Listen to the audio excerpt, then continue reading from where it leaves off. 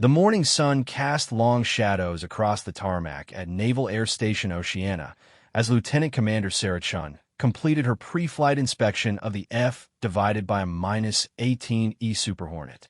Her practiced hands moved methodically over the aircraft's control surfaces, checking for any signs of wear or damage that could compromise the mission.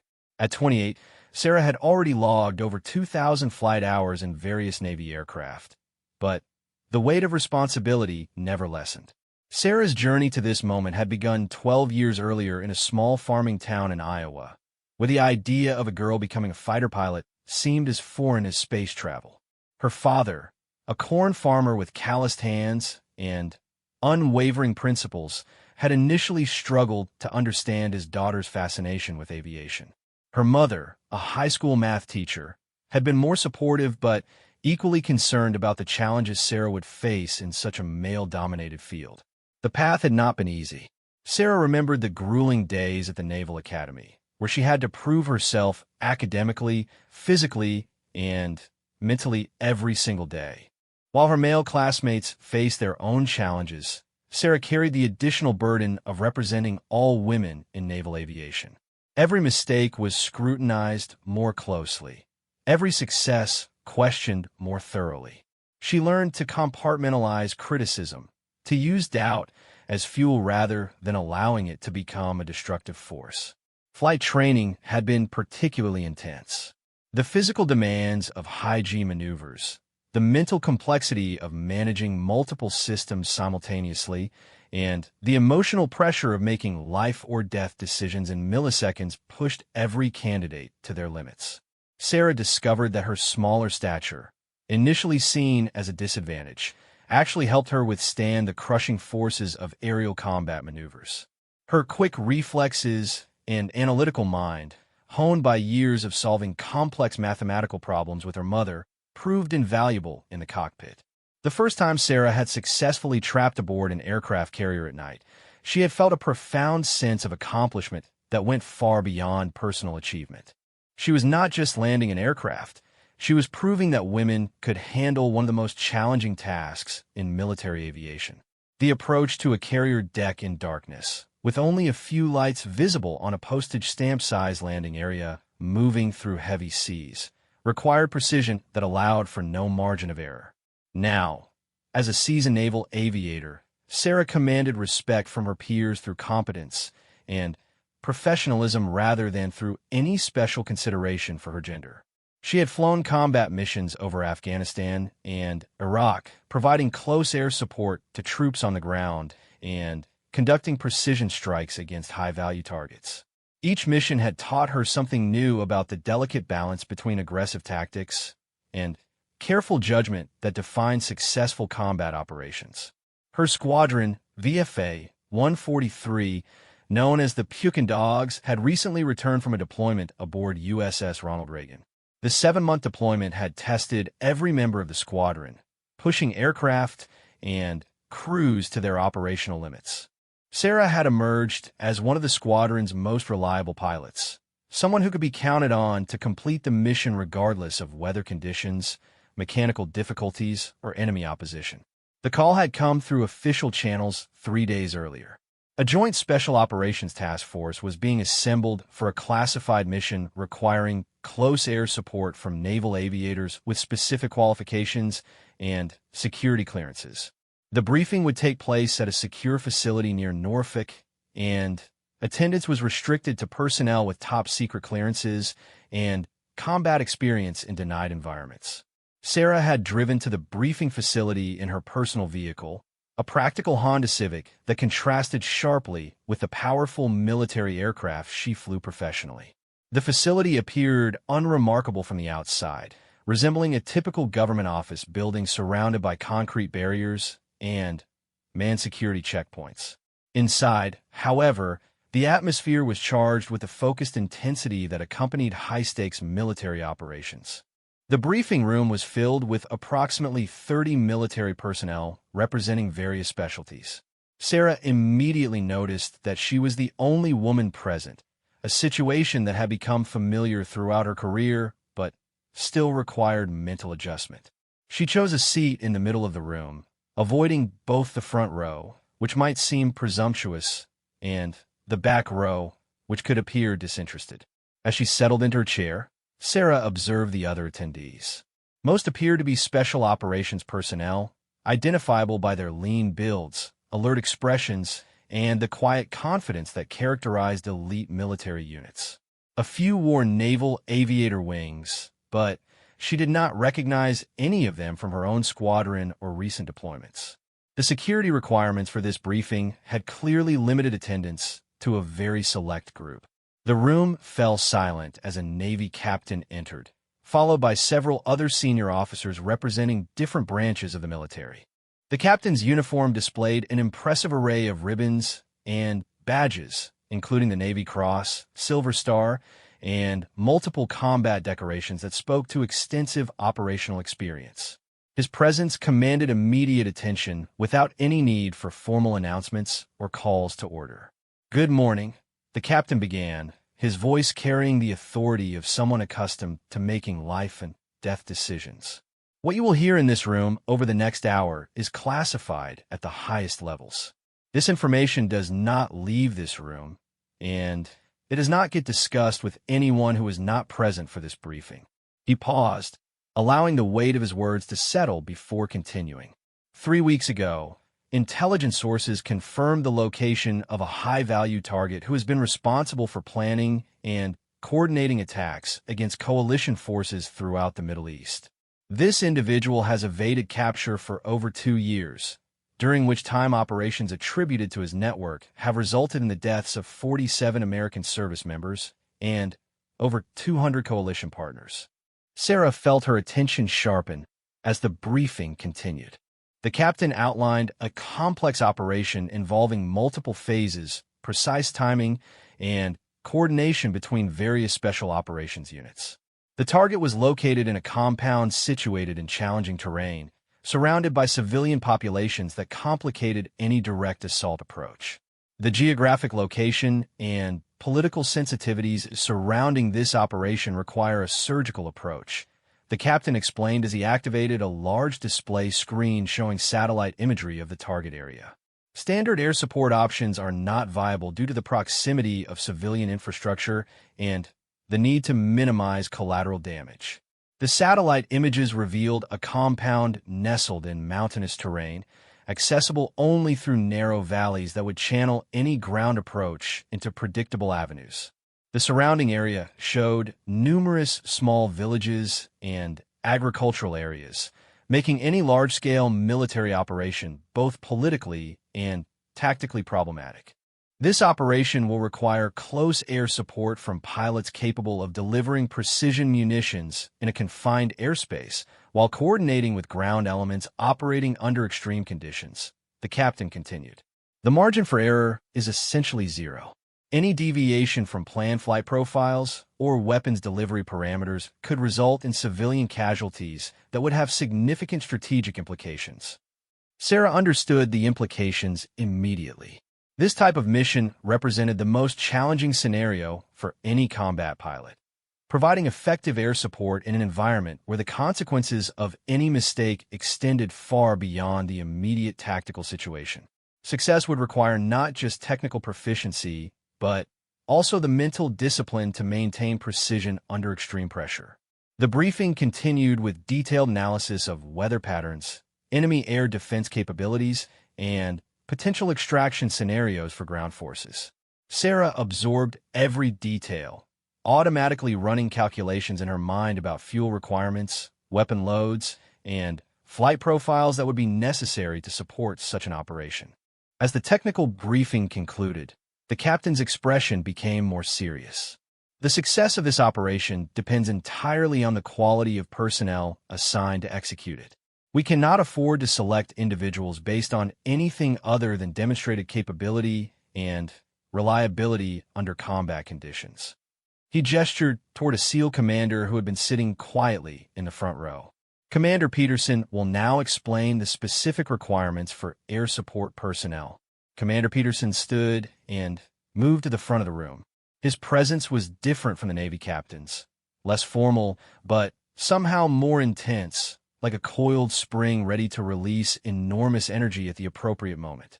His uniform bore the trident insignia of the Navy SEALs and an array of combat decorations that testified to extensive operational experience.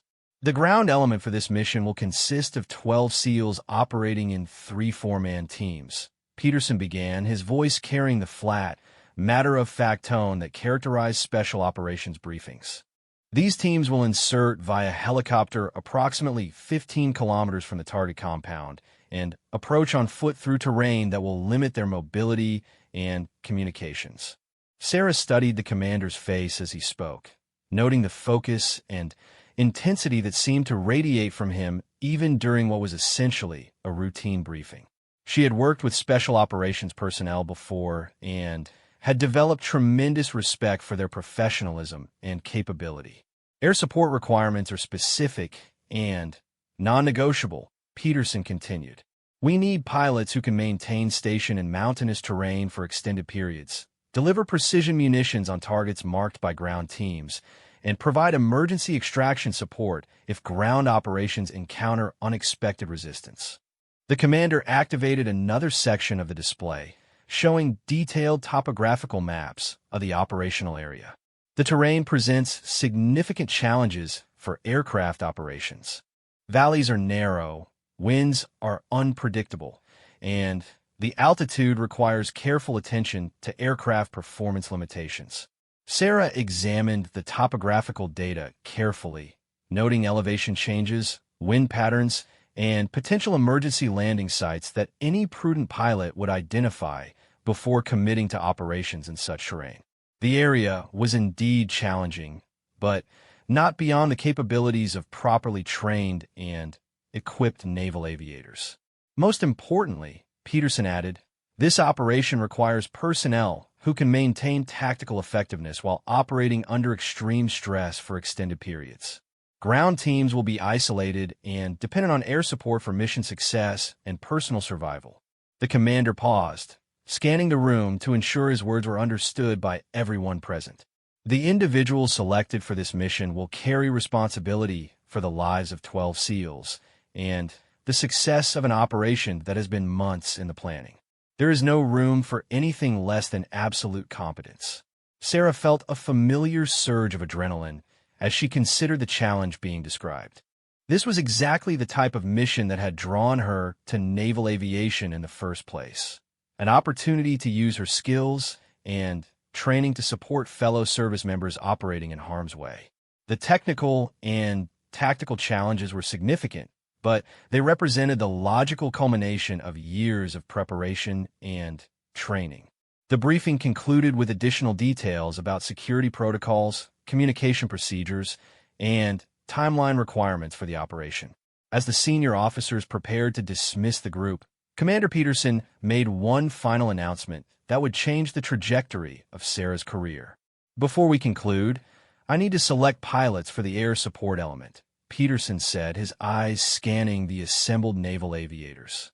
This selection is based entirely on operational experience, demonstrated capability, and mission requirements. Politics, personal relationships, and any other considerations are irrelevant. Sarah felt her pulse quicken as she realized that the next few minutes would determine whether she would participate in one of the most significant operations of her career. Around her, the other pilots maintained professional composure while undoubtedly experiencing similar internal reactions. I'm looking for combat pilots who have demonstrated the ability to deliver precision munitions in challenging environments while coordinating with ground forces, Peterson continued.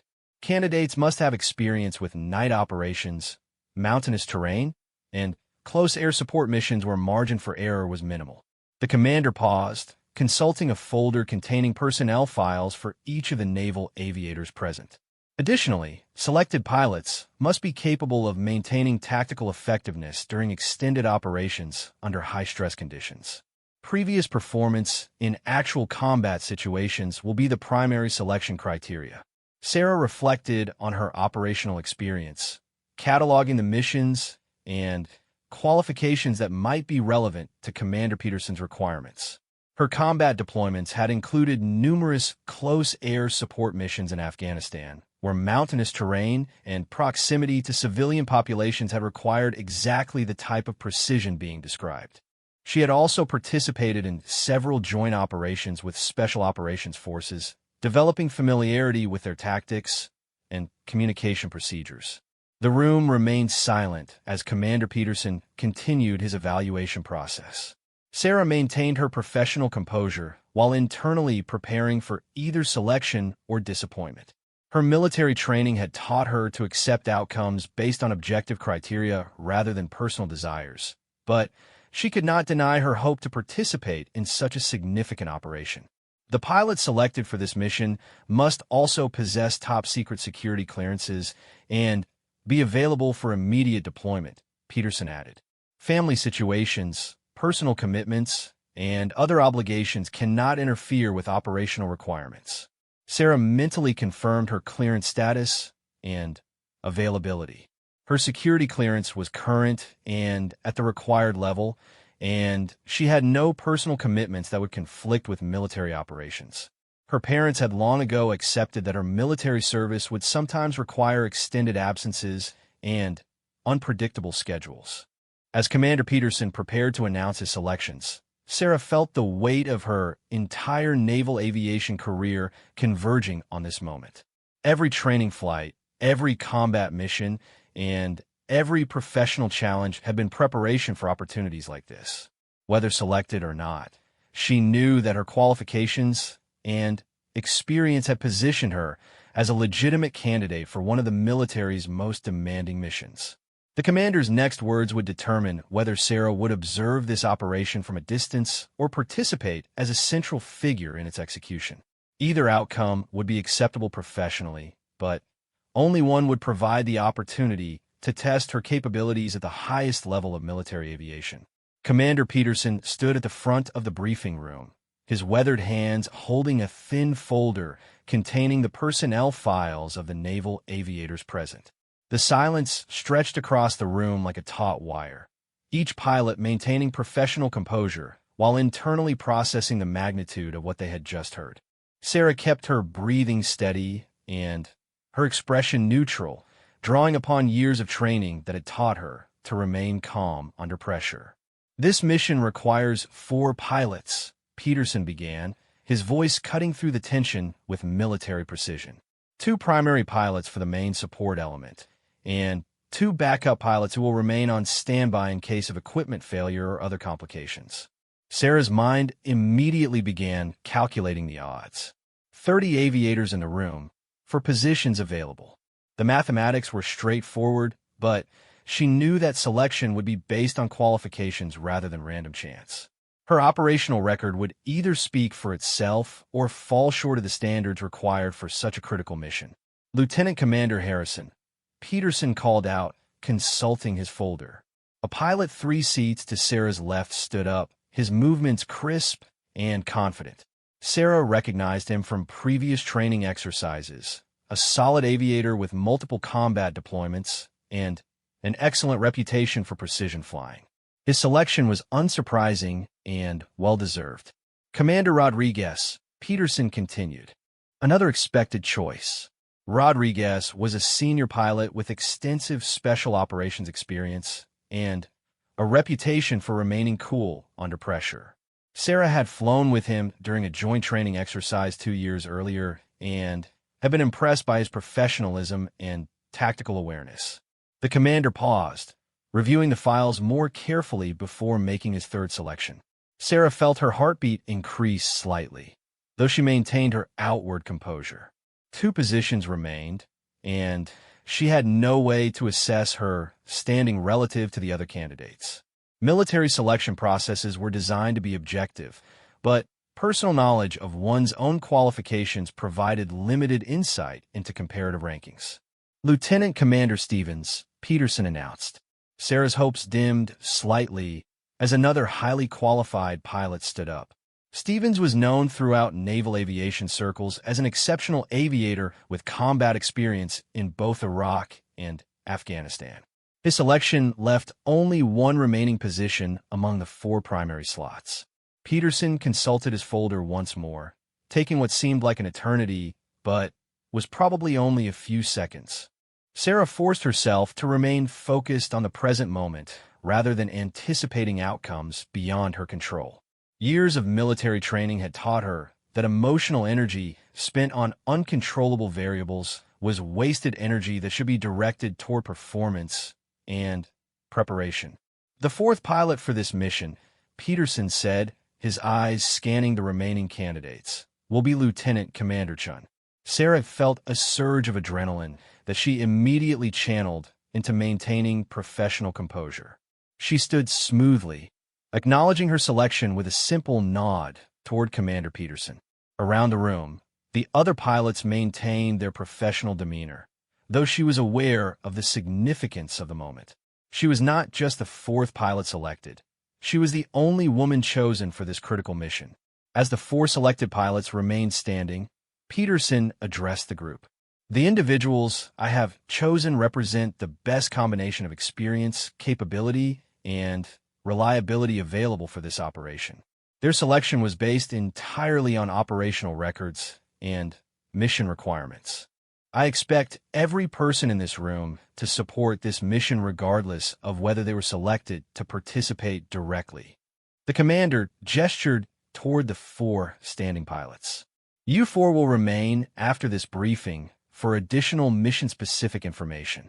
Everyone else is dismissed with the understanding that nothing discussed here today is to be mentioned outside this room. As the non-selected personnel filed out of the briefing room, Sarah caught glimpses of their expressions. Most displayed professional acceptance of the selection process, though she detected hints of disappointment from several highly qualified aviators who had undoubtedly hoped for inclusion in such a significant operation. The military culture of accepting decisions based on objective criteria served to minimize any overt displays of dissatisfaction. Once the room had cleared except for the four selected pilots and the mission leadership, the atmosphere became more intimate and focused. Commander Peterson moved closer to the remaining group, his demeanor shifting from formal briefing mode to tactical planning consultation. What I'm about to share with you goes beyond the classified information presented to the larger group, Peterson began. This operation, designated Operation Neptune's Trident, has been in development for 6 months. The target is not just any high-value individual, but the operational commander of a network responsible for the most sophisticated attacks against coalition forces in the region. Sarah absorbed this information while studying the detailed mission materials now being distributed. The operational plan was complex, involving precise timing, multiple contingencies, and coordination between various military assets. Her role as one of 4 pilots suddenly felt even more significant given the broader strategic implications.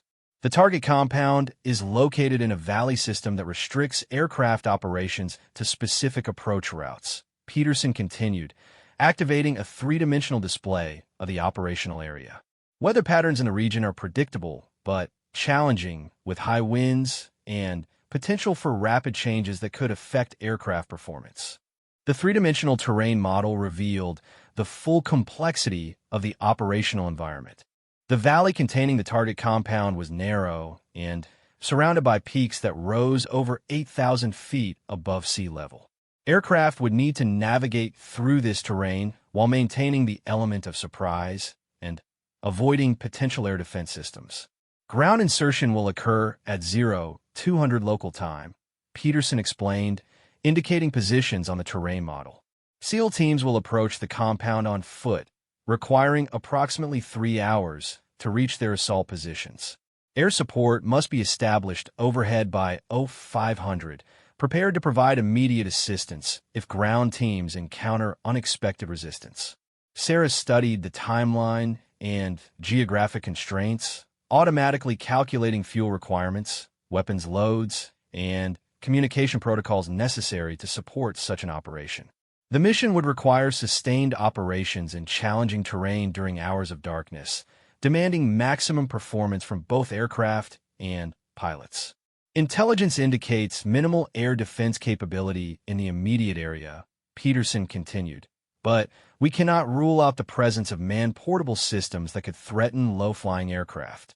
Your operations will need to balance effectiveness with survivability, maintaining altitude when possible while remaining available for immediate close support. The intelligence briefing that followed revealed the extent of planning and preparation that had preceded this operation. Multiple intelligence sources had confirmed the target's location and activities, surveillance had established patterns of movement and security procedures, and extensive analysis had identified the optimal timing and approach for a successful mission. The target individual, known by the code name Scorpion, has been responsible for developing improvised explosive devices and attack methods that have significantly increased casualty rates among coalition forces, Peterson explained. Eliminating this individual and his immediate network is expected to degrade enemy capabilities for several months. Sarah understood the broader implications immediately. This was not just another combat operation, but a mission with strategic significance that could affect the safety of hundreds of military personnel throughout the region. The responsibility was sobering, but she had trained for exactly this type of high-stakes operation throughout her career. The detailed planning session continued for over 2 hours, covering every aspect of the mission from initial deployment to post-operation procedures. Sarah contributed to discussions about aircraft performance limitations, weapons employment options, and communication protocols that would ensure effective coordination with ground forces. Lieutenant Commander Chun, Peterson said as the briefing neared its conclusion, "Your operational experience in Afghanistan makes you particularly valuable for this mission. The terrain and tactical challenges are similar to operations you've supported previously." Sarah acknowledged the recognition while maintaining her professional focus.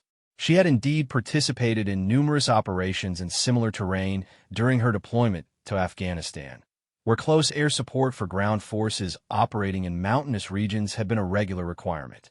Those experiences had taught her the critical importance of precision and coordination when aircraft and ground forces operated in close proximity. As the briefing concluded, the 4 pilots were assigned to different aspects of mission preparation. Sarah would be responsible for coordinating with the aircraft maintenance teams to ensure optimal performance from the F/-18E Super Hornets that would be used for the mission. The aircraft would need to be configured with specific weapons loads and electronic systems designed to maximize effectiveness while minimizing weight and fuel consumption. The following 72 hours passed in a blur of intensive preparation. Sarah spent long days working with maintenance personnel to optimize aircraft configuration, participating in mission rehearsals using flight simulators, and studying intelligence updates that provided increasingly detailed information about the target area and operational environment.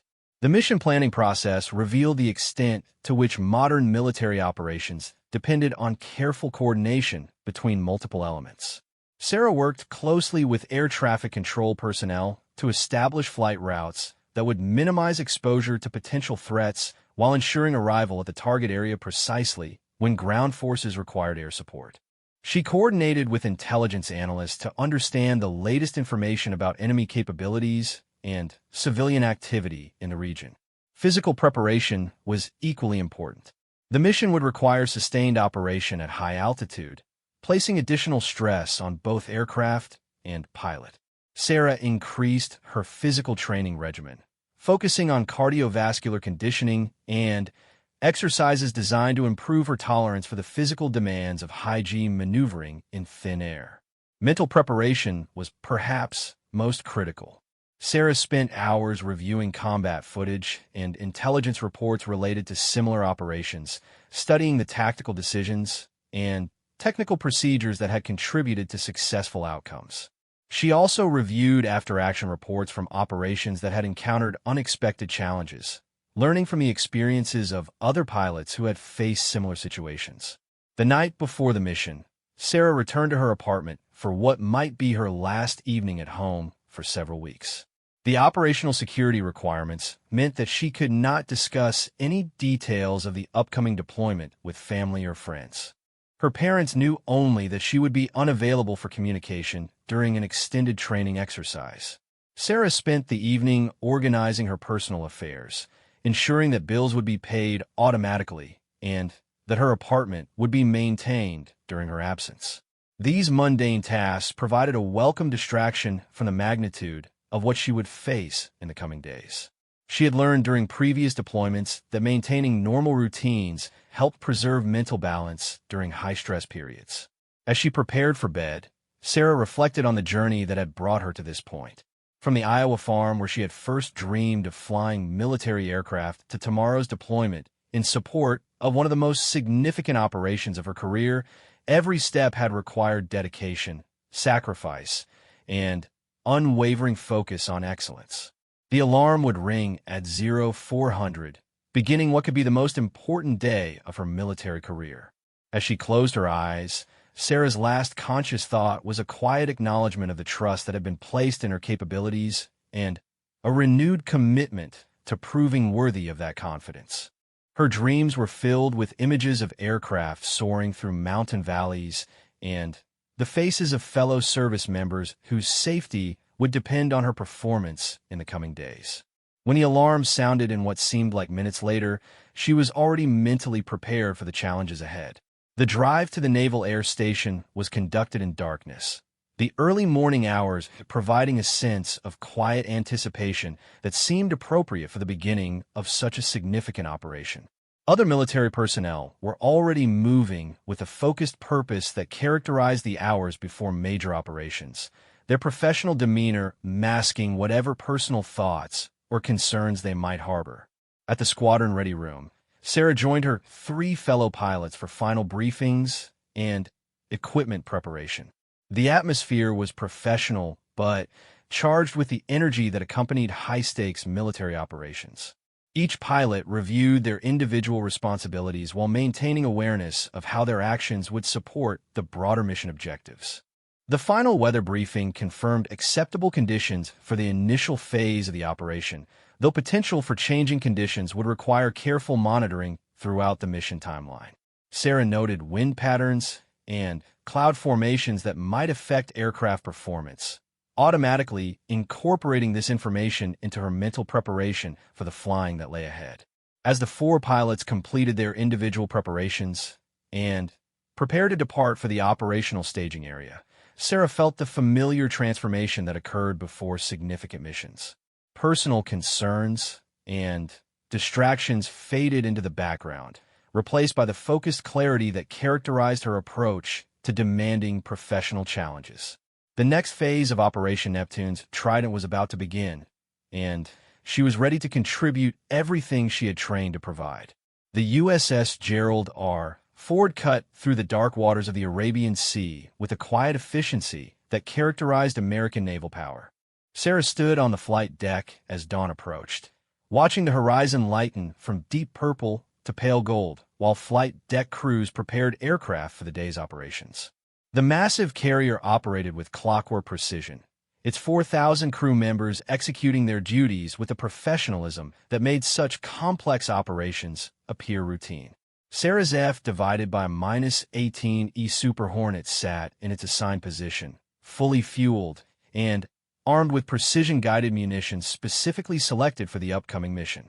The aircraft represented the culmination of decades of aerospace engineering and military innovation, capable of delivering devastating firepower with surgical precision when operated by properly trained pilots. Every system had been tested and retested by maintenance crews who understood that mechanical failure during combat operations could mean the difference between mission success and catastrophic failure. The past week aboard the carrier had been spent in intensive preparation for Operation Neptune's Trident. Sarah and her 3 fellow pilots had participated in daily briefings, studied detailed intelligence reports, and conducted practice missions that simulated the conditions they would face over the mountainous terrain where SEAL teams would soon be operating. The ship's intelligence center had provided constantly updated information about weather patterns, enemy movements, and potential threats that might affect mission execution. Living aboard the carrier had reminded Sarah why naval aviation attracted individuals who thrived on challenge and complexity. The confined spaces, structured routines, and constant awareness of mission requirements created an environment where personal concerns necessarily took secondary importance to operational readiness. Her small stateroom contained only essential items, reflecting the military principle that comfort was subordinate to mission effectiveness. The relationship between pilots and support personnel had developed into the seamless coordination that characterized successful military operations. Sarah had worked closely with her plane captain, a petty officer whose mechanical expertise and attention to detail ensured that her aircraft would perform flawlessly when lives depended on its reliability. The ordnance technicians who loaded her weapons understood that improper installation or configuration could compromise the precision required for close air support missions. Communication with the SEAL teams had been limited to operational necessities, maintaining the security protocols that protected classified mission details. However, Sarah had met Commander Peterson once more during a final coordination meeting, where his quiet confidence had reinforced her understanding of the stakes involved in the upcoming operation. The lives of 12 elite warriors would depend partially on her ability to provide effective air support when ground operations commenced. The mission timeline called for aircraft launch at 1,400 hours, with arrival over the target area precisely coordinated with SEAL team movements. Sarah would be flying as part of a two-ship formation with Lieutenant Commander Harrison, while Rodriguez and Stevens would provide backup support from a secondary holding pattern. The coordination required split-second timing and flawless communication between all elements of the operation. As Sarah completed her final aircraft inspection, she reflected on the path that had brought her to this moment. The girl who had gazed at contrails crossing Iowa skies could never have imagined the complexity and responsibility that characterized modern military aviation. Every decision, every action, every moment of the upcoming mission would require the application of skills and knowledge developed through years of intensive training and operational experience. The ship's air operations center buzzed with controlled activity as the mission launch time approached. Sarah joined the other pilots for final briefings that covered weather updates, communication frequencies, and contingency procedures that might be required if operations did not proceed according to plan. The intelligence picture remained stable, with no indications of increased enemy activity or unexpected complications that might affect mission execution. At 1,330 hours, Sarah began the methodical process of suiting up for combat operations. The survival gear, communication equipment, and weapons that comprised her personal kit represented multiple layers of technology designed to keep her alive and effective during extended operations in hostile territory. Each item had been carefully selected and tested to ensure optimal performance under the stress conditions that characterize combat flying. The walk to her aircraft across the carrier's flight deck was conducted in the controlled chaos that preceded major flight operations. Dozens of personnel moved with practiced efficiency, each individual focused on specific responsibilities while maintaining awareness of the larger operation unfolding around them. Sarah exchanged brief acknowledgments with crew members she had worked with during the preparation phase, professional relationships that had developed into mutual respect and confidence. Climbing into the cockpit of her Super Hornet felt like returning home after a long absence. The cramped space contained more advanced technology than most people encountered in their entire lives. But Sarah's hands moved automatically across switches and displays with the familiarity born of thousands of hours of flight experience. The aircraft systems came alive under her control, confirming that machine and operator were ready for the challenges ahead. The launch sequence proceeded with the controlled precision that characterized carrier operations. Sarah's aircraft was positioned on the catapult, where final checks confirmed that all systems were functioning within acceptable parameters. The catapult officer's signal initiated the launch sequence, and Sarah felt the familiar sensation of tremendous acceleration as her aircraft was hurled from the deck into the sky above the Arabian Sea. The initial phase of the mission involved transit to the operational area, flying at high altitude to conserve fuel while maintaining communication with other mission elements. Sarah settled into the mental state that characterized long-duration flights, monitoring her aircraft systems while maintaining awareness of the tactical situation developing ahead. The mountains of the target region appeared on the horizon as a jagged line separating Earth from sky. As her formation approached the target area, Sarah began the process of transitioning from transit mode to combat operations. Altitude was reduced to minimize radar exposure while maintaining sufficient height to avoid ground-based weapons. Communication with ground control elements confirmed that SEAL teams were approaching their final assault positions and that air support would be required within the next 30 minutes. The terrain below was stark and forbidding, with narrow valleys cutting through mountains that rose like ancient fortresses against the sky. Sarah had studied this landscape through satellite imagery and three-dimensional models, but seeing it directly through her aircraft's canopy emphasized the challenges that ground forces would face navigating such hostile geography. The target compound was located in a valley so narrow that aircraft operations would require precise maneuvering to avoid collision with surrounding ridgelines. Neptune Flight, this is Trident Base, came the call from the Mission Command Center. Ground elements report ready for final approach. Establish holding pattern alpha and prepare for immediate support on call.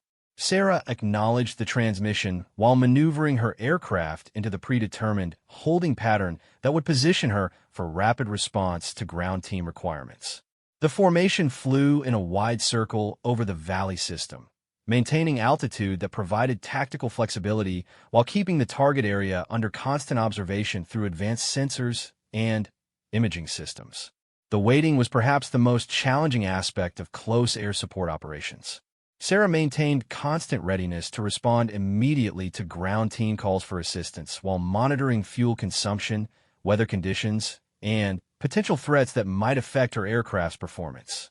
The balance between maintaining readiness and preserving resources required careful judgment and extensive experience. Trident Base, this is Neptune 1.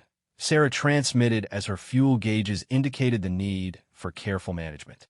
Request permission to cycle through holding pattern to optimize fuel consumption.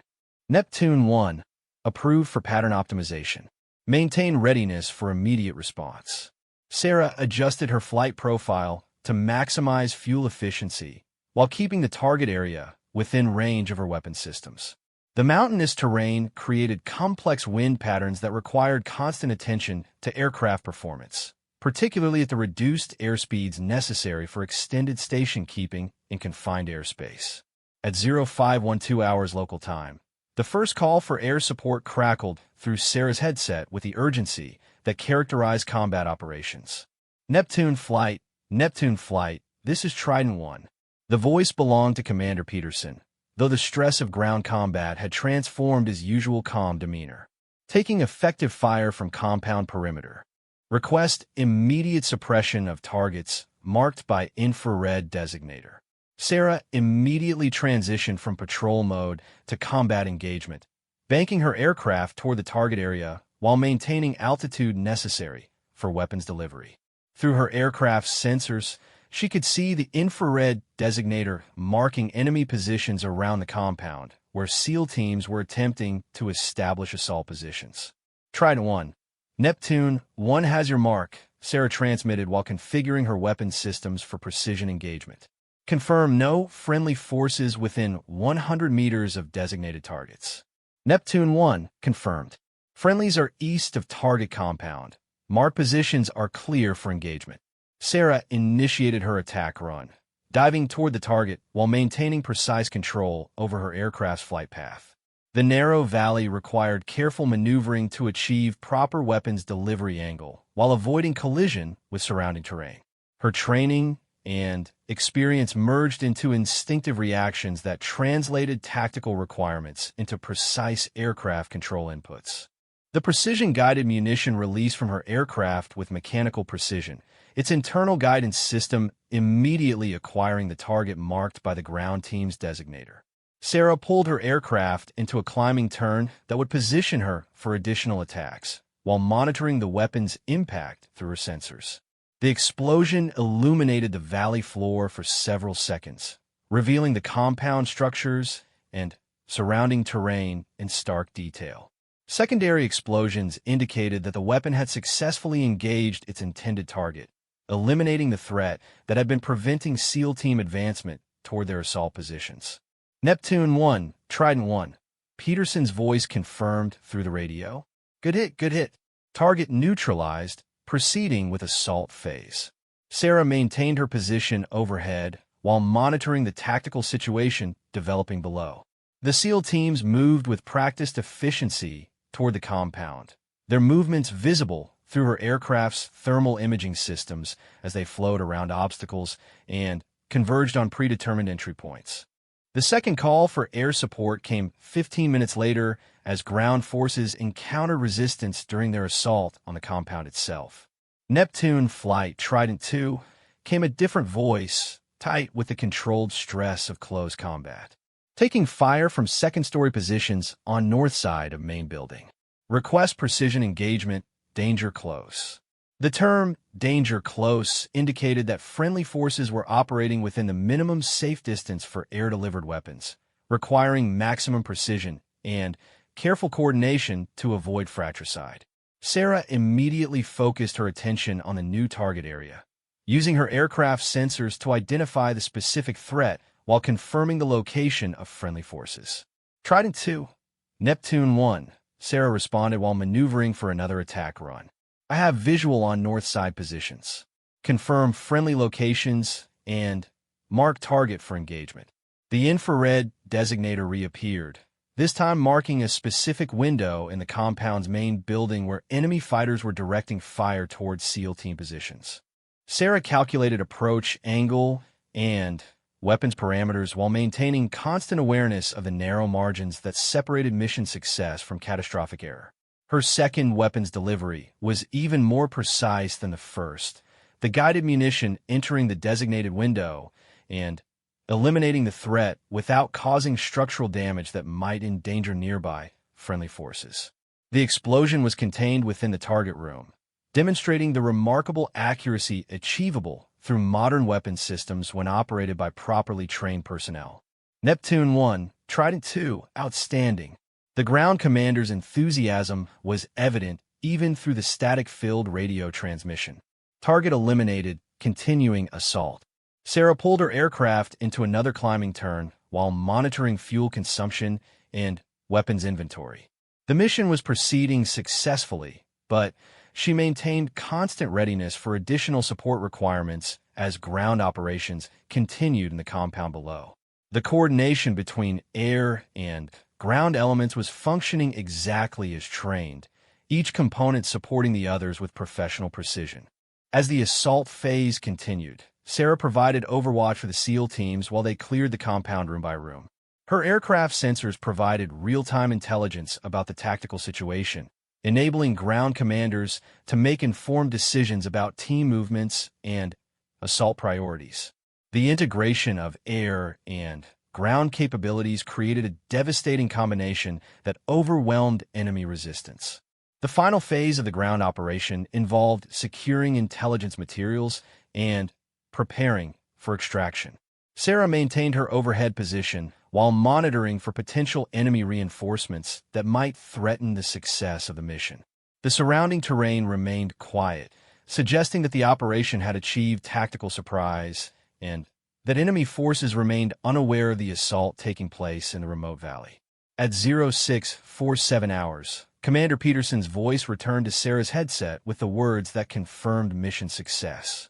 Neptune Flight, this is Trident Actual. Objective secured, package obtained, preparing for extraction. Outstanding work up there. Sarah felt a surge of professional satisfaction as she acknowledged the transmission and began preparing for the return flight to the carrier. The mission had required every aspect of her training and experience, but the integration of air and ground capabilities had achieved exactly the results intended by the operational planners.